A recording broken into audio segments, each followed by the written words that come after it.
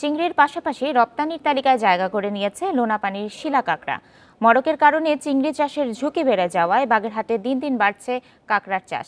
সম্ভাবনাময় এ খাতে চাষিদের প্রশিক্ষণ আর প্রণোদনা দিচ্ছে মৎস্য বিভাগ। বাগেরহাটের অর্থনীতির প্রধান চালিকা শক্তি ছিল বাগদা ও গলদা চিংড়ি। কয়েক মৌসুম মড়ক লেগে ব্যাপক লোকসানের মুখে পড়েছেন চাষিরা। তবে চিংড়ির পরিবর্তে বাজারে চাহিদা বাড়ছে লোনাপানির শিলা কাঁকড়ার, ফলে কাঁকড়া চাষে ঝুঁকছেন চাষিরা। 2013 সাল থেকে মোংলা ও রামপালে বাণিজ্যিক শিলা কাঁকড়ার চাষ শুরু হয়। পরে শুরু হয় আরও 5 উপজেলায়। খামারিরা জানান, সেপ্টেম্বর থেকে ফেব্রুয়ারি কাঁকড়া চাষের মৌসুম। আধুনিক পদ্ধতিতে প্রতি মাসে 2 বার কাঁকড়া পাওয়া যায়, খরচও কম হয়। বর্তমানে প্রতি কেজি কাঁকড়া বিক্রি হচ্ছে 1500 থেকে 1600 টাকায়।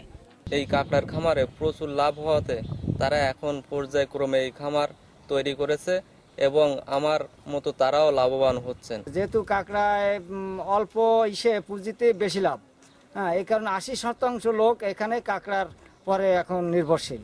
শিলা কাঁকড়া চীন, তাইওয়ান, সিঙ্গাপুর ও যুক্তরাষ্ট্র সহ ইউরোপের বাজারে রপ্তানি হচ্ছে।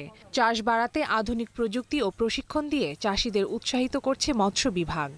পেনে কাঁকড়া চাষ এই পদ্ধতিতেও আমরা চাষিদেরকে প্রশিক্ষণ এবং প্রদর্শনীর মাধ্যমে কাঁকড়া চাষের নতুন আধুনিক পদ্ধতি তাদেরকে আমরা শিক্ষা দিয়ে আসছি।